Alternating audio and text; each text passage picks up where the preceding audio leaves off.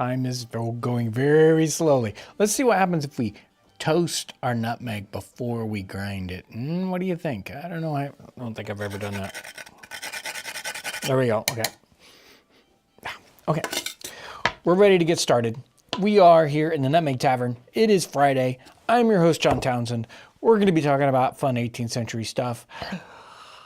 I am on this side of the time vortex, but on the other side, way on the other side, where you guys are, Ivy is on the console. Hi, everybody. And Lauren is in the chat almost. She had to run downstairs for something really quick. So, but she'll be back. We're going to be talking about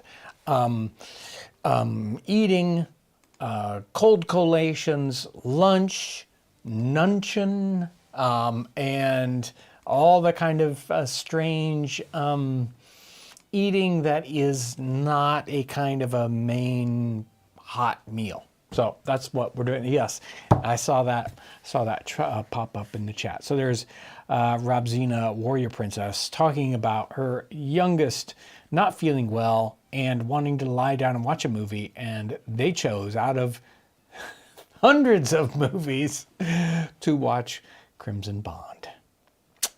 Wow. That's some discernment, if you ask me. We got folks chiming in from all over the place, even though I forgot to schedule the live stream yesterday, and I forgot to schedule it this morning, and I forgot to schedule it at lunch, and only like 20 minutes ago, like, oh, I forgot to schedule the live stream. So hopefully you guys got notification, and people will slowly pop in there. Look, there's people from the UK, there's people from all the way from Wisconsin here in the Nutmeg Tavern. This topic is one that Lauren picked out. Why did you pick this one out, Lauren? I think it was just that time of year. Yes, it was. Yeah, it's that time of year. You know, it's food related. We like to talk about food. Everyone likes to talk about food, and it's the time of year when we start to get hot weather, and we finally got an 85-degree day just like a couple of days ago, which is usually we've already had some warmish weather. Finally got one of those days where you think, okay, I don't want hot chili, or a beef stew today. I want something nice and cold, and so we're going to be talking about that kind of typical topic here in today's live stream.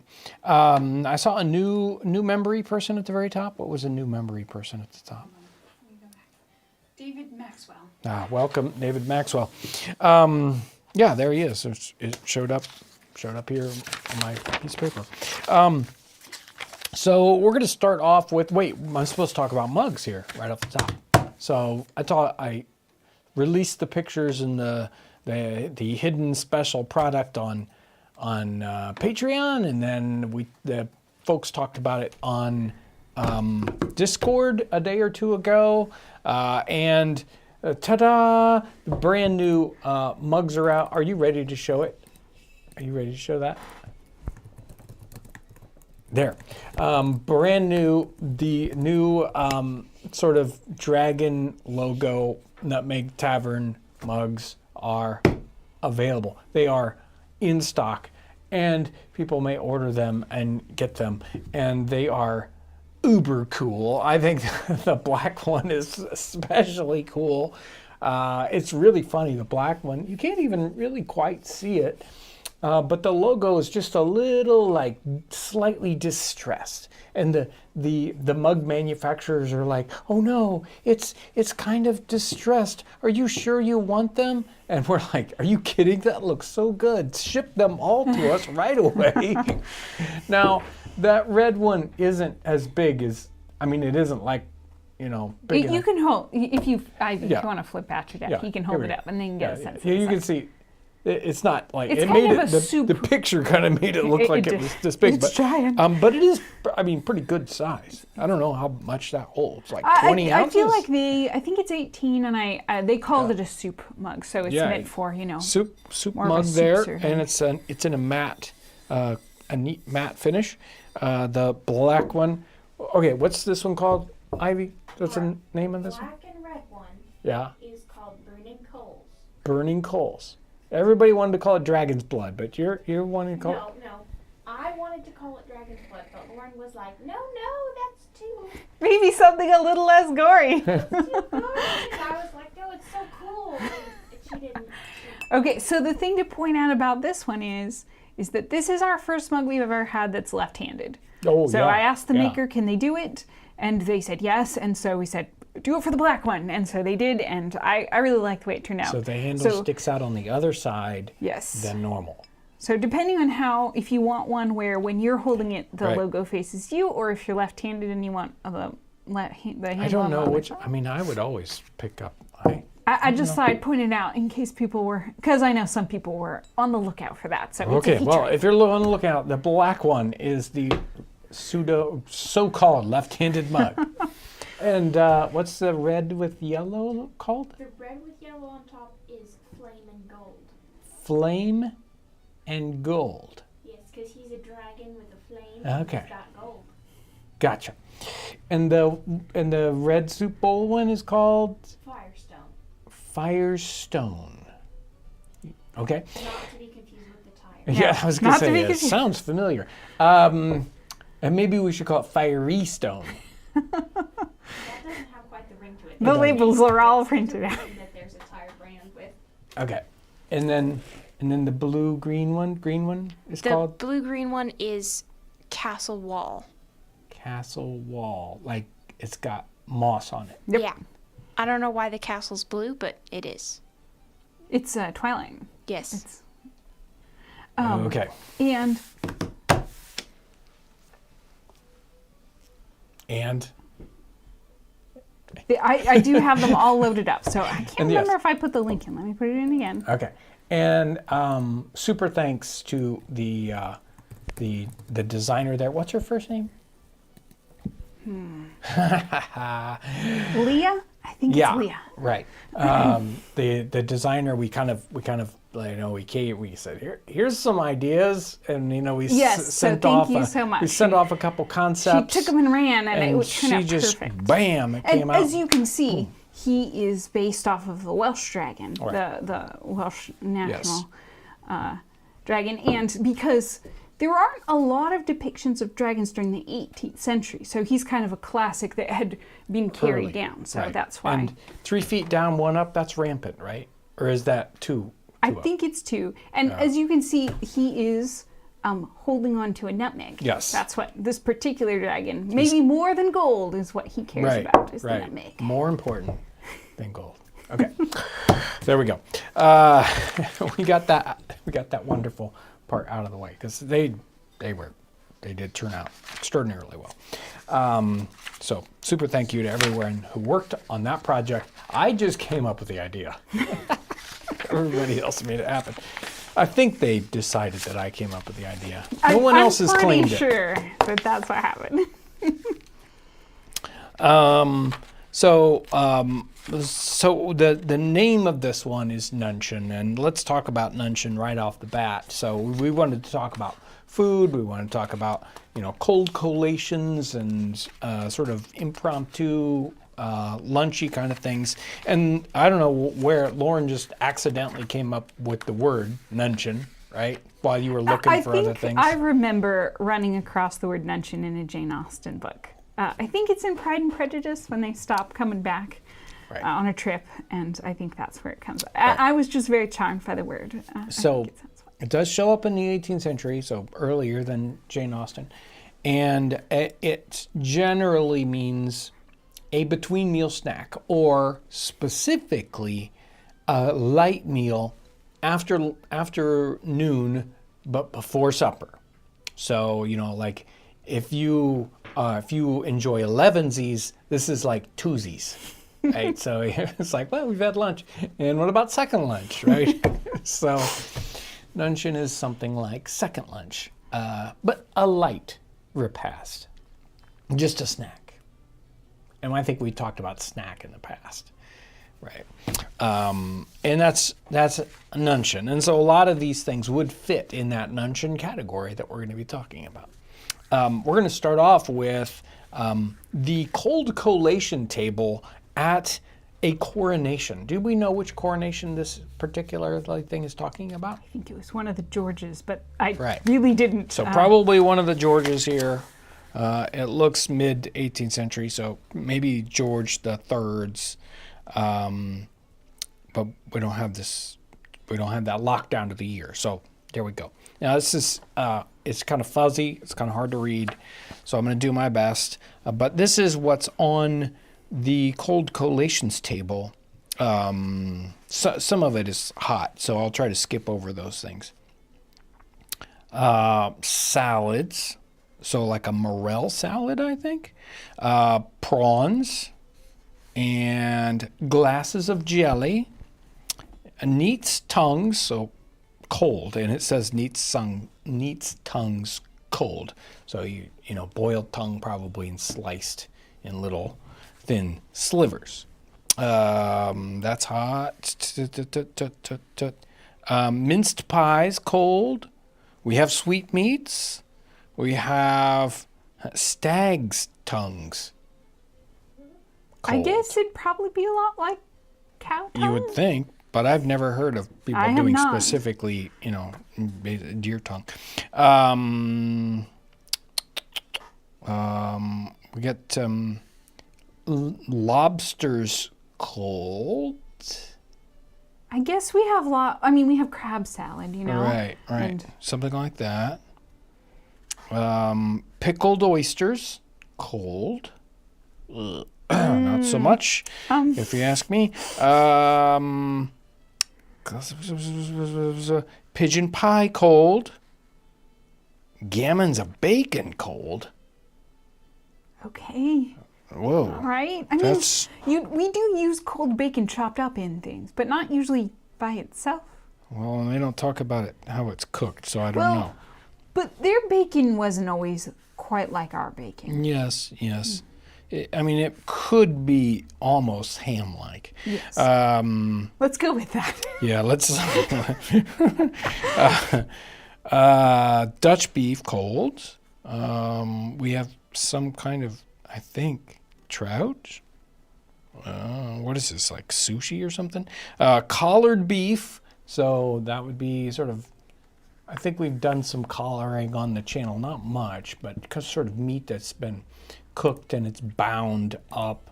It's tended to be bound up like that specifically for a situation like this where you're going to eat it several days later. It's almost like a food preservation method, but it's cold and sliced up.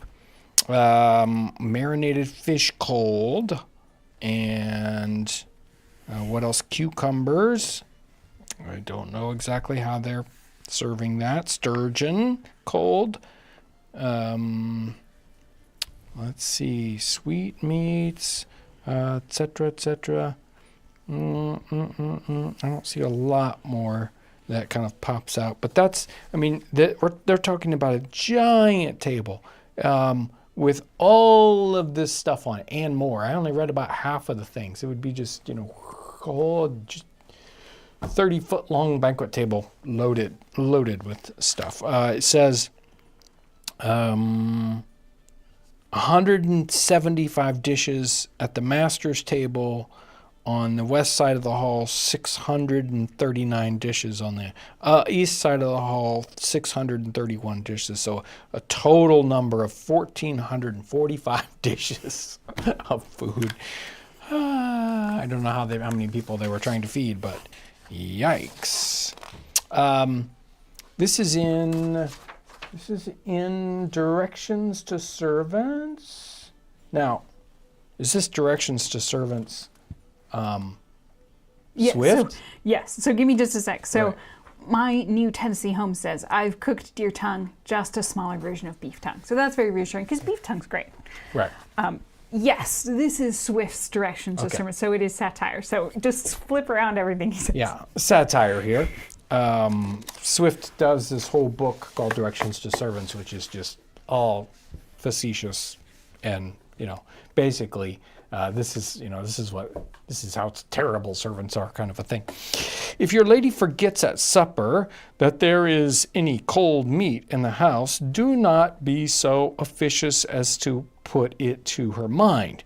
It is plain she did not want it, and if she recollects it the next day, say she gave you no orders, and it is spent. Therefore, for fear of telling a lie, dispose of it with the butler or any other crony before you go to bed. In other words, make sure to eat up all that, those fun leftover meats, and then tell her, oh, it went bad. Or, you didn't tell me to do it.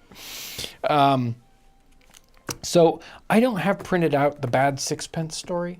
Do you remember what that was in the Old Bailey? So I went into the Old Bailey and I just was searching for like cold meat.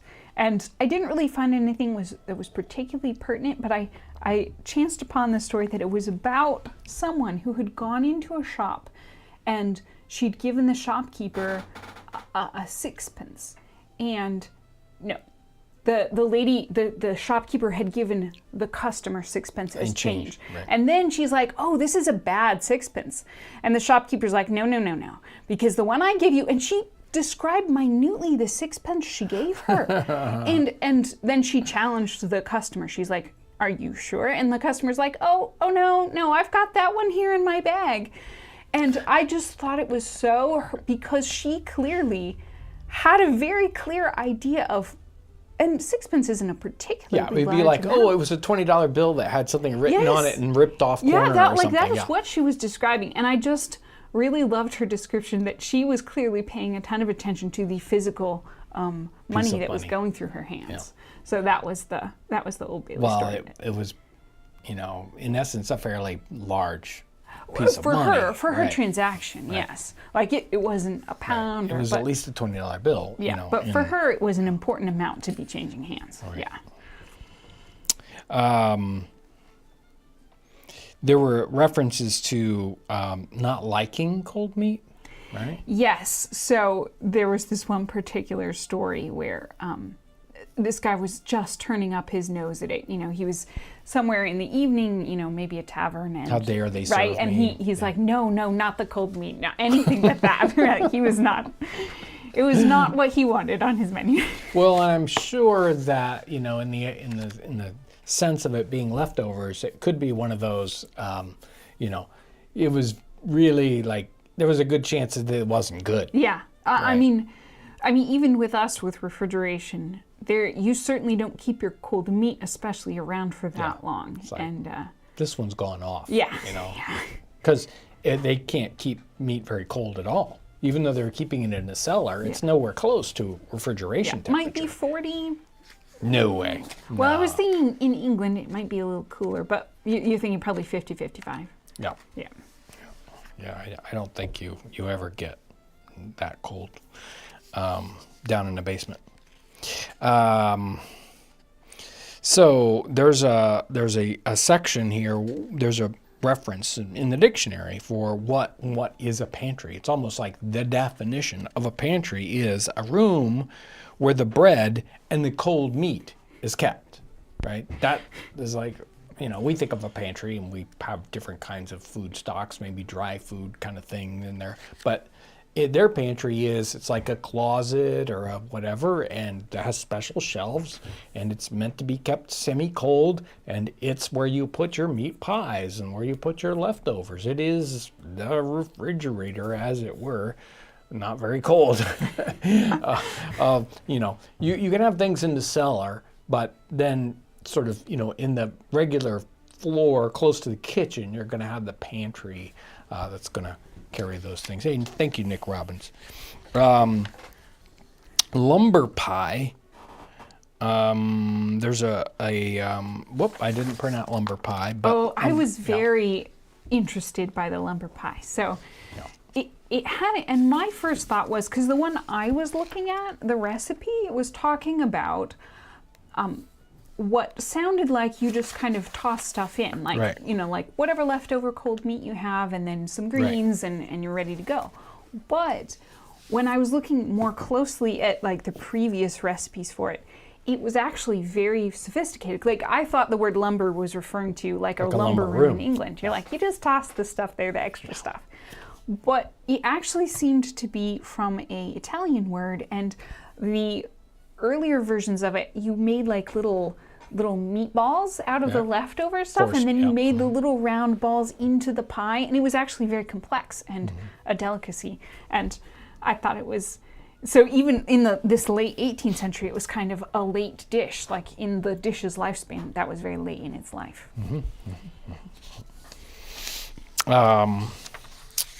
We've got references to hash. So, you've got here cold hash, but we've done hashes multiple times on the channel where it is a leftover.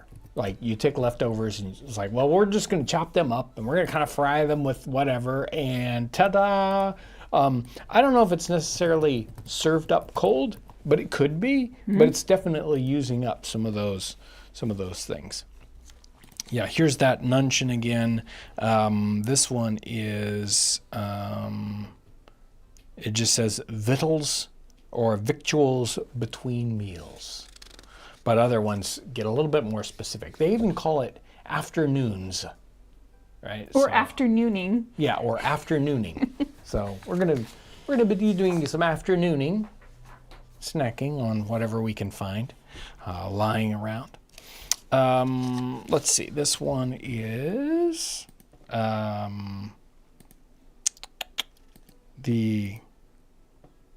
me see if I can find the reference here. Eat slowly and chew your meat well. There's a good reference to everything. Digestion. I don't see the cold part of it here. Oh yeah, here we go. Accustom yourself, therefore, to the simplest food. It will preserve you from many diseases and keep you in perfect health. But take care to eat your meat hot. Never eat cold meat, especially when it is fat. Well, I can kind of go with him there.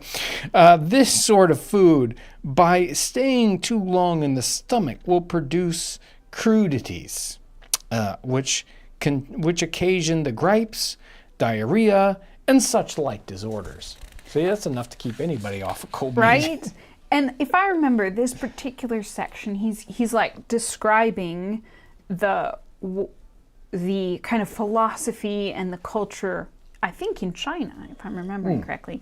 And there in that same section, it's kind of like health and diet, that whole section. And in that, he's also talking about, he's like, now, don't be full when you walk away from the table. You should still be a little bit hungry, so you don't want to overload your digestion. It's that can weigh it down, and you can lose energy that way. And he's like, no, don't overeat. And so I thought that was an interesting description of what they were looking for.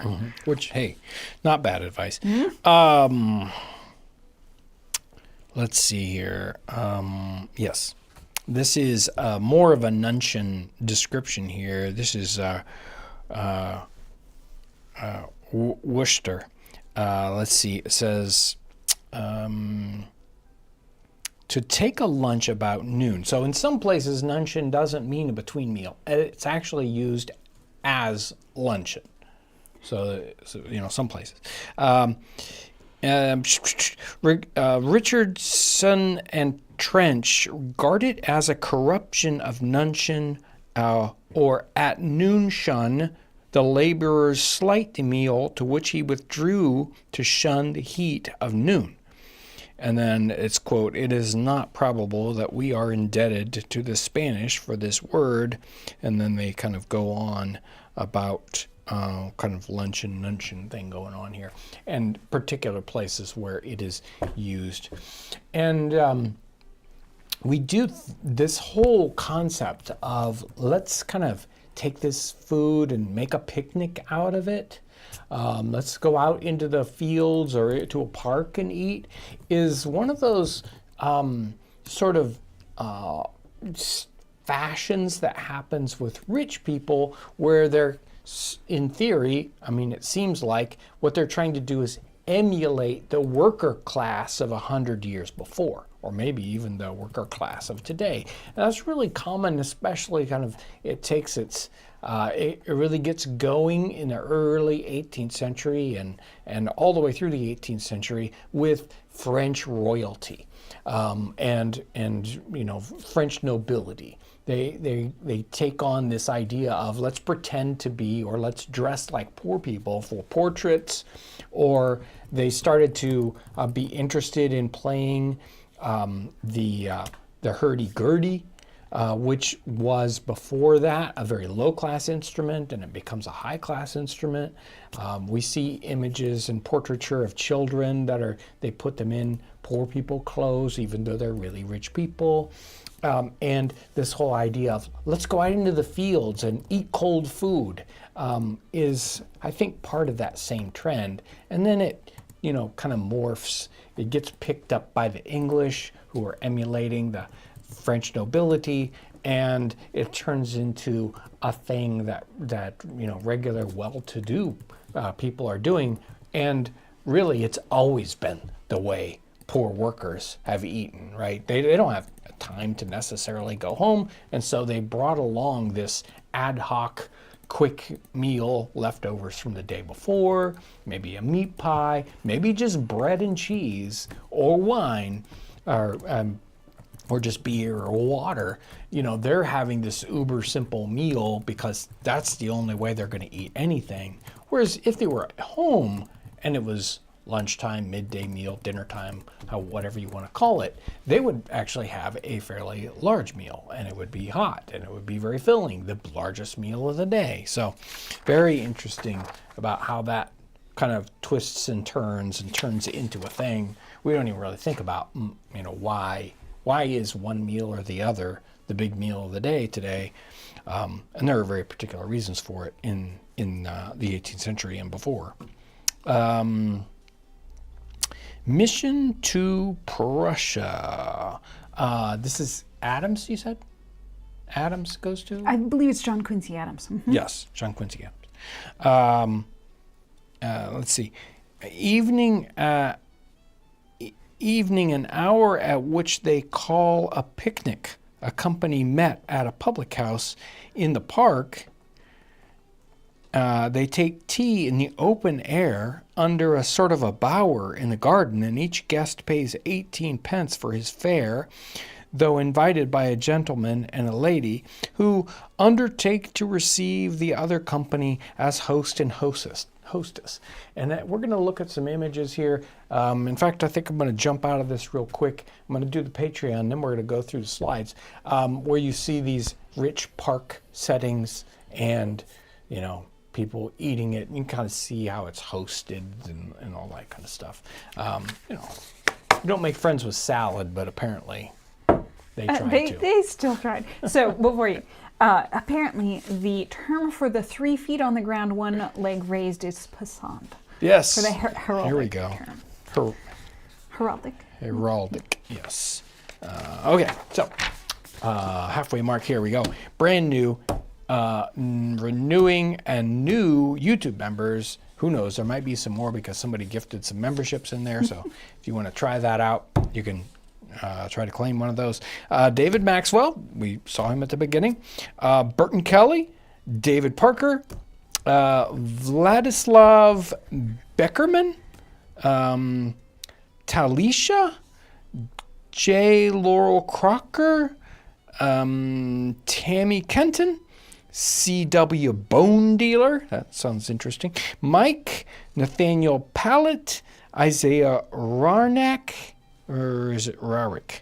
Rarick, there's no N there, it's just my eyes. Lottie Sede, and Fire Oyster. Thank you for being part of the Townsend's community and all that whatnot stuff. Oh yeah, well, let's look at some of these cold collation Nuncheon luncheon pictures. Here we go. Like I was saying, worker person in the fields. What does he have in his hand? Is it that one of those fish? Is he? Yes. He's eating like fish. Really? I was Maybe it's smoked. I don't. We're all going, "Well," I see the cheese and the bread and the nice Harvest bottle canteen there the child has, and don't ask me why the woman has a carrots, but there he is, and he's eating cold fish, maybe. Yum. Yeah, I don't know about that.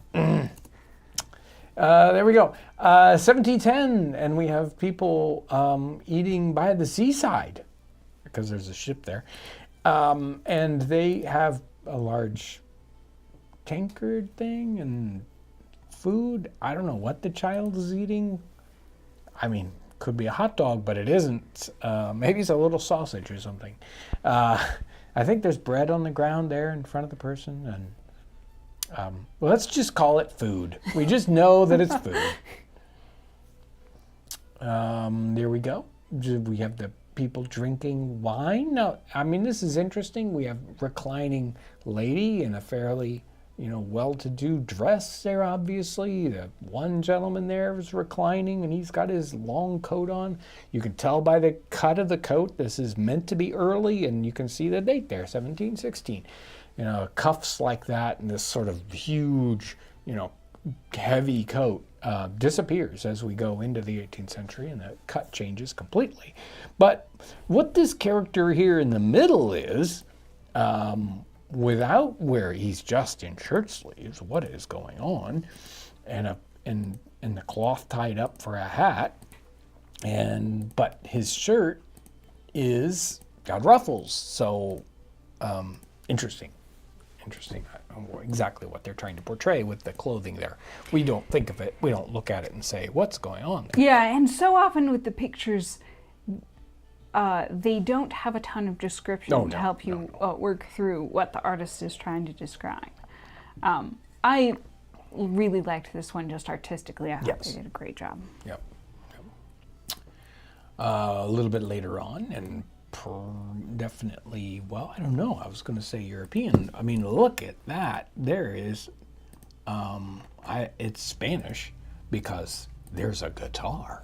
Yes, right. That's how you know. Okay, so a guitar looking like that is extremely rare, especially one with as wide a body as that. That looks like a modern guitar, and the modern guitar does not show up until later on. And usually the guitars of this time period are very narrow bodied. They look kind of strange to us when we see them today.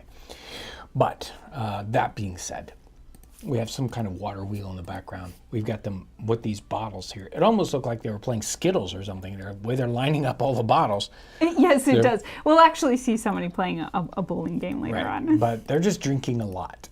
So they're just lining up their bottles all over the place. And they have this, this blanket spread out and the food spread out on it, and they're just, enjoying the afternoon and eating out of doors. Probably because it's all kinds of hot inside. 1735 to 40, and we have an equestrian outing, because we have the horses in the background, and the outfits that the women are wearing are very much like they would wear just for riding. So a riding habit, as they would say. Even though they've got these just gigantic hoop skirts on, which you would think, I was like, how do you ride a horse with those skirts? That's gotta be hilarious. I mean, those are some patient horses. In fact, you could hide a horse under those skirts.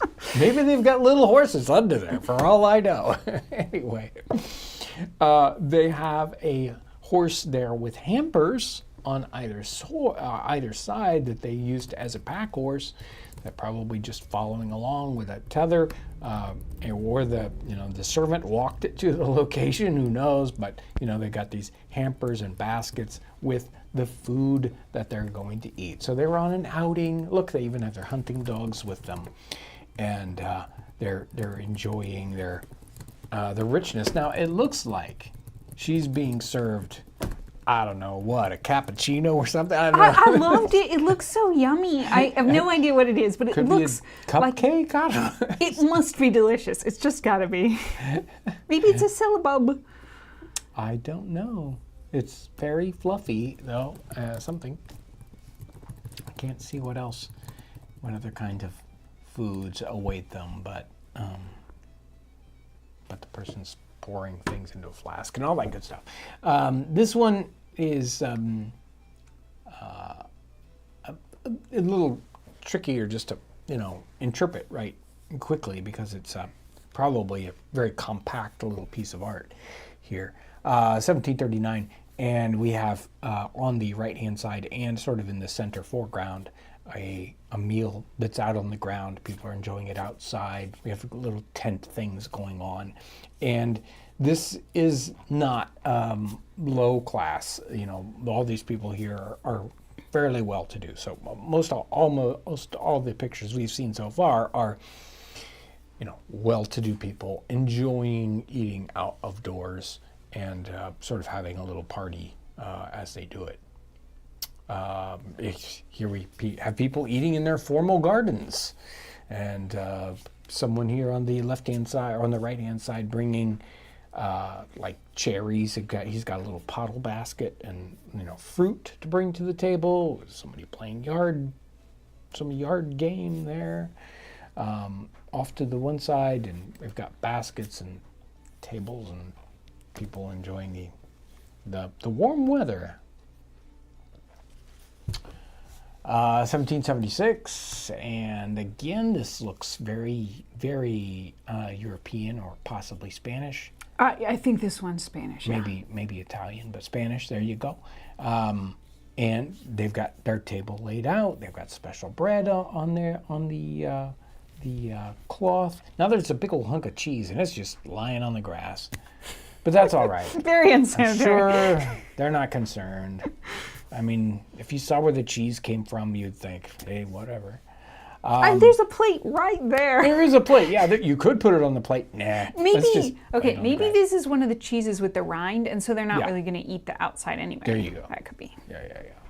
Let's run with that. Even though there's bread on the ground over, on the other side. They've got a copper pot along with them. I wondered because of the pot. We'll see a little later them actually cooking while they're doing their outdoor eating, and it made me wonder if he was implying that they did some cooking here too. Possibly. You don't see any fire, but and but we have some more vessels than what are typical, and things going on in the background there. Now this gets a little more rustic here, and we're definitely moving later in time. Now, we've got, sort of the picnic thing going on there. I'm not sure about the water and the way it's coming out of the spring, out of the ground. I was very surprised because it looks like it's a created, a man-made and it could be. flow, Definitely right? could be. Because it looks like it's bricked up. Yeah. And I was a little surprised by that, yes. Baskets of food, the cloth that's down, people going to eat if they aren't eating. At the seaside, now this is Rollinson, right? This is actually, I think it's somebody else. It's like I believe it is Rollinson, yes. Right. And it's like Yeah, it says they're view of- overlooking a very, very wide Right. panorama. Yeah.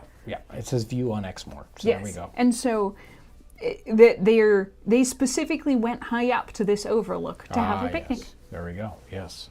Picnic on an overlook there. And much later. Rollinson is usually generally very late 18th century, early 19th century. And his hat looks definitely early 19th. What, here? Oh, right, because his hat looks like it's one of the early top hats. Right. There you go. Same kind of time frame here. Lauren thought it's interesting. We do see sometimes when people go camping in this time period or other situations like that, they bring along regular furniture. Yes, I just This is regular They pack straight their back chairs. chairs out there. So they've got chairs and table, and they're using these two chairs as a fire set, right? Seems like a very dangerous way, but a very impromptu. Well, we need to heat up this pot of something. Use these two chairs and a stick, and off you go. And they're having tea. You can see a little teapot and little food, and the dog. The dog's that's a good dog right there. oh, look at him. He's being so good. Yeah. Not begging, just content to be around his people. Now this isn't. This one's called a making of lunch. This isn't out. The makings of a lunch. It's not outdoors, but we see something specifically titled lunch. I don't know why they specifically titled it lunch. I do wonder sometimes the artist will choose a very specific title, and it makes me wonder if they just Needed a title. Someone like, asked them, I well, already what's the did title? one. And they're like, okay, they're making lunch. Yeah, I already did dinner, so we're gonna call this one lunch. Now this is late, just New York 1820, and we've got people, again enjoying the outdoors, eating, having a drink, and maybe just fruit. This is earlier, and we've got people eating outdoors in a much more rustic setting, and this is pretty typical. I think that in the summertime it was much more likely for people to it's like, well, the weather's good, we're going to eat outside because it's not sort of claustrophobic and dark, because your indoor settings just aren't as spectacular, and it's just much more reason. They're like images of the Hob images where he's the dancing Hob. And Yes, he's serving that's right. people outdoors. Right? In Well, the and Cobb.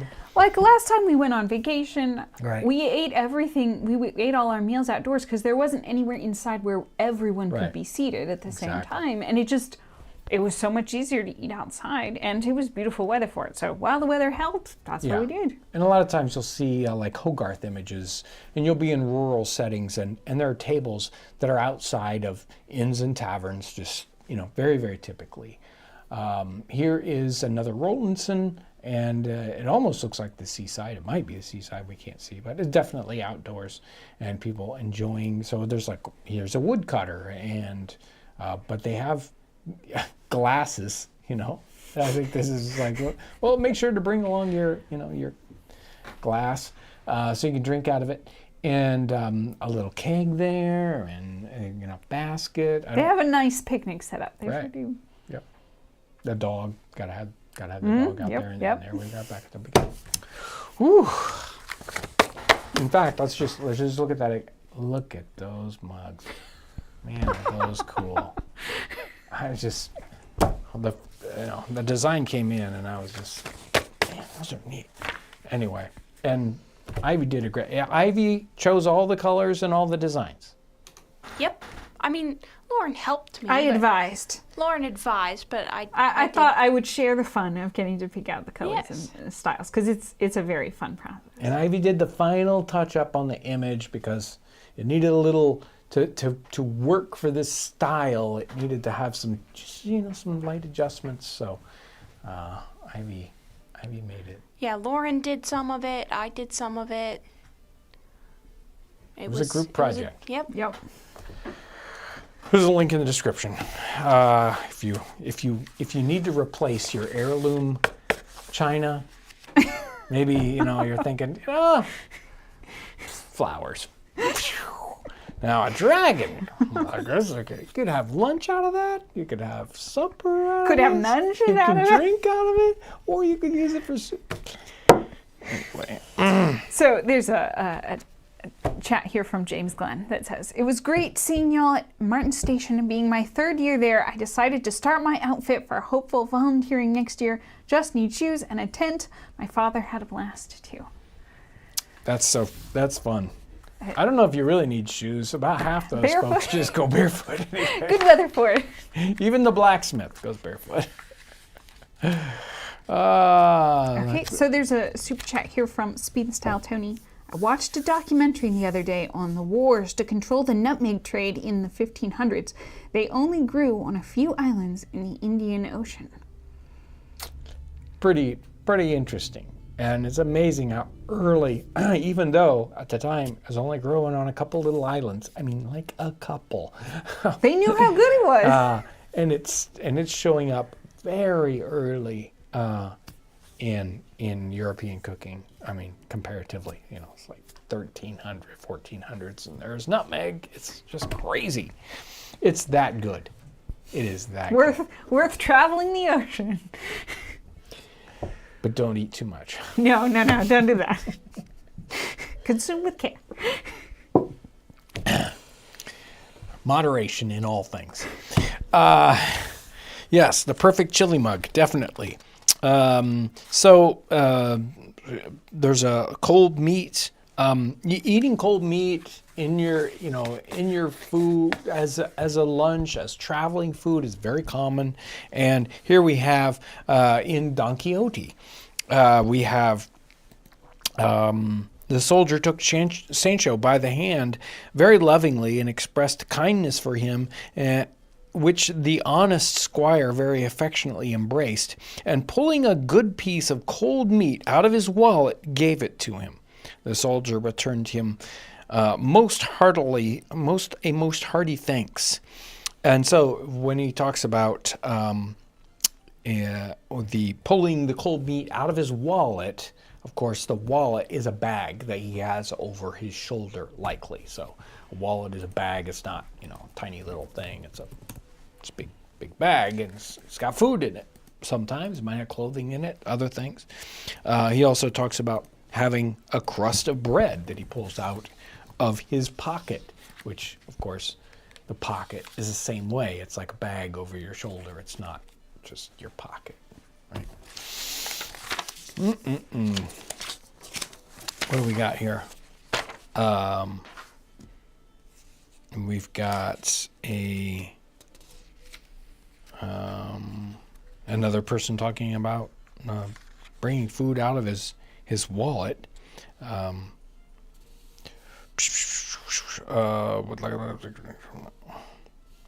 Yes, and the company sat down in what romance would be called a cold collation, which in plain English was a good quantity of cold ham, fowls, cold tongue, orange cheesecakes, and other portable provisions of the best kinds. I really liked how he gave the description Right. in plain It's like, English. That was very They helpful. call it this. We're just going to call it that. Now, we've got some. I want to get to these before we run out of time. Lauren found a book while she was doing this work. She did, what is it called? It's called... Hold on. I saved it in the thingy. Anyway, it's kind of like I think Proverbs. it's the Provincial Glossary and Yeah. Proverbs. Right, provincial glossary. We're just going to call it provincial words. So fun words that were being used in the sort of local colloquialisms. These are all from Great Britain and areas around Great Britain. And we've got something like an ackersprit, which is a potato with roots at both ends. You got to have a word for everything, right? That's right. Oh, that's an ackersprit. Okay.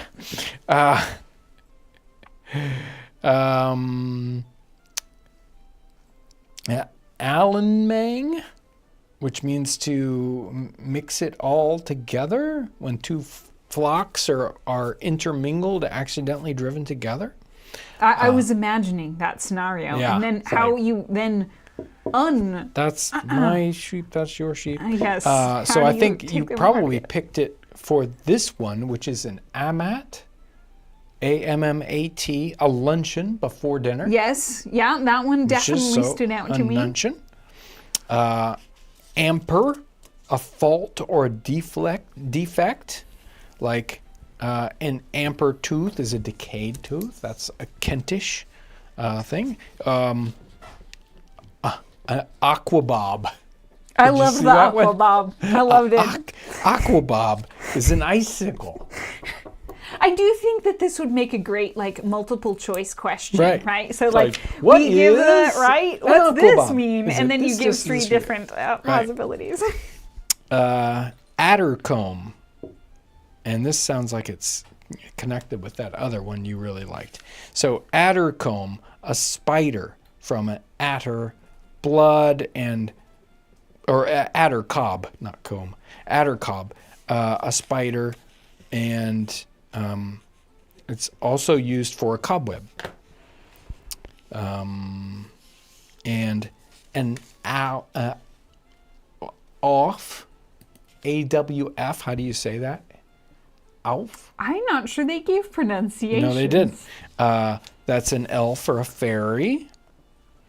And this sort of has to relate with things we've talked about before. Axolotl, which is a dealer in ashes.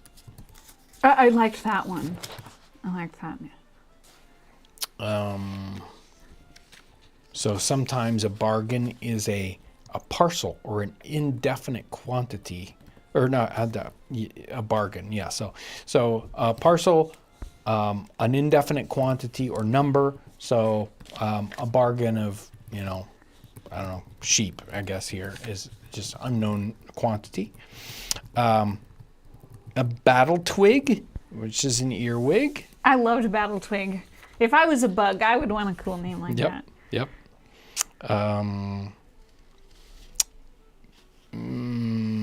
So blow milk is skimmed milk, perhaps kind of a mixing up of blue milk, which is a term for skimmed milk.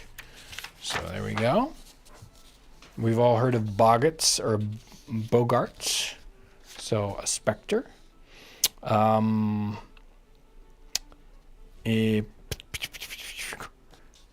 here we go. A boar tree, which is an elder tree from the great pith in the younger branches, which children commonly bore out to make pop guns out of them. See, I loved that idea.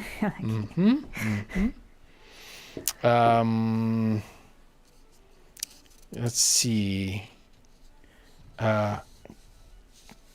To kittle or kiddle someone is to tickle them. I mean, if you want to get kicked, that's a great way. Let's see. Here we go. This is the one that Lauren really liked. A cobweb morning. So a cobweb morning is a misty morning when you see the mist blows in and the cobwebs capture all those little things, and you can see all those cobwebs that are between the grasses and places where you would never see them any other time of day. But in the misty morning, that's when you're going to see that. Cricks and howds, pains and strains. There's crowdy, like oatmeal. So I've heard of that term.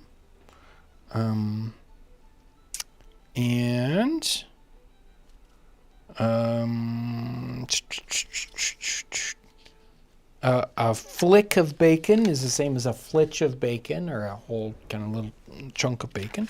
So there we go. We got a bunch of those. Okay, so I've got a couple of super chats. Hold on, let me grab them.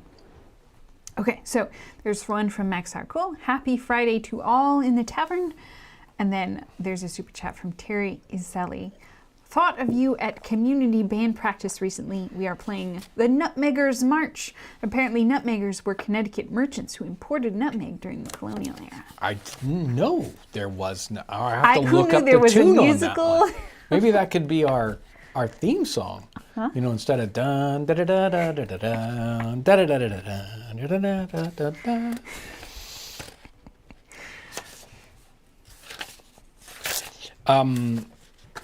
Anything else you want to jump in? No, I think we're all caught up. One of the books that kind of has some of the references to the same kind of food that you would eat cold. That gives us another kind of hint into the way regular people are eating. And of course, I've talked about this book a lot. Like The Poor Man's Feast comes out. This is the book I've talked about in there. Primitive Cookery. And in the back of Primitive Cookery is a bill of fare of 70 pretty little dishes, which will not stand in 2 pence charge. And so it's a bunch of basically meals that are very inexpensive. And some of them are just exactly what we're sort of talking about. It's like, what would make a good picnic, And he says something like a bread and butter and a glass of fair water or a pint of ale makes a good meal. And those are the very things that those, workers are going to, it's like, I'm going to take this out to the field. What's going to be the simplest thing possible? They don't make sandwiches, right? You don't really see that until, 19th century. At least for poor people. But you do see, it's like, well, we're going to bring bread and cheese along. We're going to bring a little piece of ham along. We're going to bring, a bottle of beer, or we're going to have just a regular canteen of water or something like that. And he does have several other meals that are like that. He talks about just, bread and milk. And then he has some other little dishes where he says you can bring along a simple meat pie or cheesecake. Is good food. Mm-hmm. Yeah, I think, of course, their cheesecakes are a little different.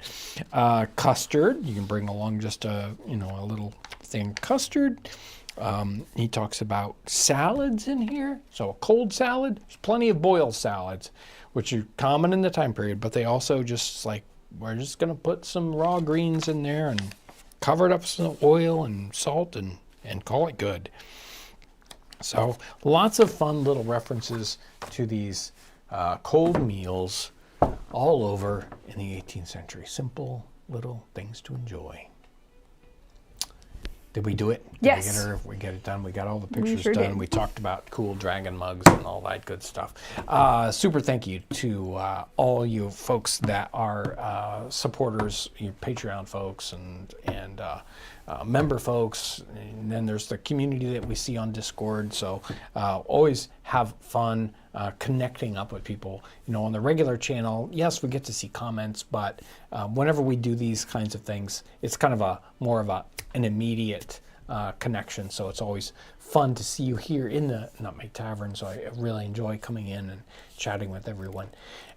It's special thanks to Lauren, who came up with most of the content today, and of course Ivy for doing the great work on the dragon mugs. So hope you have a wonderful, tremendous weekend. We do have a video coming up on Sunday morning, so make sure to check that out. And I hope you have a tremendous weekend. Thanks for watching.